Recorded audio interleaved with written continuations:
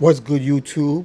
It's been a couple days after this controversial fight where we had Lamont Roach versus Tank Davis, and the fight ended up turning into a draw, which is always controversial at the end of the day, especially when you have fighters at this caliber. You know, my thoughts is this: at the end of the day, as being, if you don't want you want answers set in stone, then you should never leave the fights to the hands of the judges. Like, you have to understand, this is a business. Like, this is a show. Like, there are people in this scene that are paid to do what they do, right? When it comes down to the announcers, when it comes down to the judges, when it comes down to, and there's an organization. This is a sport. It's an organizational sport. So my theory is, there's a lot of people that in the boxing sport that is tied to Floyd Mayweather. Okay, whether you want to believe it or not, um, and I always firmly believe that people always have a price. Like, everybody has a price, no matter what. Especially if you're making a living in a world today where it's all about the money. Everything's about the money nowadays, right? It's not Nothing is fair when you are in this stage of sports entertainment. There are people to be paid. There are sponsors to you're putting on a show. You want things to turn out the way you want to, so you try to do everything possible. Like, I'm not the only one that spoke about these judges of being an organization in boxing. Like, Dana White spoke about it. Like, he said that even if the world were to know what really goes behind the sport of boxing in Vegas, it would piss off a lot of people. And with this, I feel with Tank Davis's feud with Mayweather may have fueled some type of stacking the cards against him in this sport. Like, you have to understand that boxers in the ring are just a piece of the puzzle. You are there putting on a show. Like, they're not responsible for the people to even put the show. Why do you think you have Turk Ali in Dubai putting on big shows out there? Shows that people want. Like, you have to understand. Like, it takes a person or people to put these things together, and the fighters are just like the icing on the cake. Like, they're their attraction to come to the event.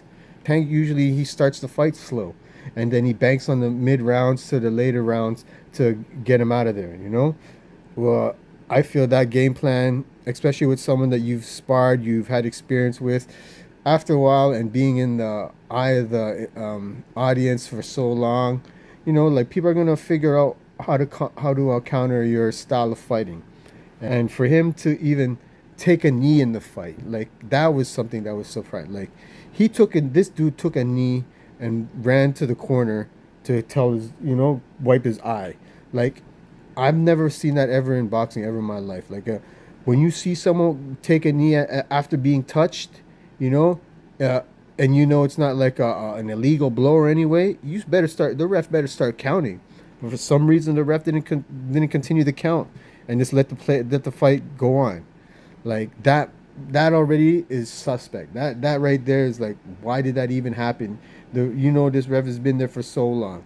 You know, one of the also things I have to tie around is that Mayweather just bought a bunch of buildings, condos, property in Manhattan, New York. In New York, all right. So, like, that alone, this sets this it sits uneasy for me if you want to feel that none of this is orchestrated in some sort of way, or where things weren't not even orchestrated, but in weren't being the cards weren't being stacked against Tank, especially with the feud that Floyd has with Tank that goes deeper than boxing. It's more of a family thing, I hear. Like, but we can get into that into another subject. Should they run it back? Yeah. Like, it's that, just like I also feel that they should be running back that Haney and Garcia fight too, just because of such this controversial thing that's going on right now. Where, like, there's so many decisions that could have went the other way. So, we back in the day, people would do is settle the score and run it back again. But this fight right here, It should have ended with Lamont winning, especially if they would have counted that knockdown. If they would have counted that knockdown, it would have just made everything solidified. So like I said, as men, you can run it back. Just don't let it go to the judges.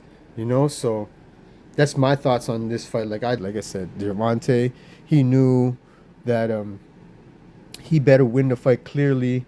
Like that's how he does all his fights. Like he wants to make sure that he knocks the person out. And like if you don't do that, then don't expect these judges to always be in your favor. You know what I'm saying? GerVonta was talking about like the reason why he took the knee was because he had grease in his eye and how his hairdresser just did his hair yesterday and stuff.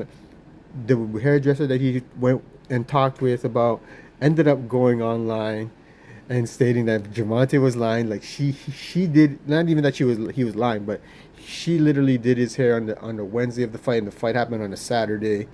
If you, like I said, if you wanted the fight to be in your favor, you should have made it more, should have done more, and not ended up going to the judges.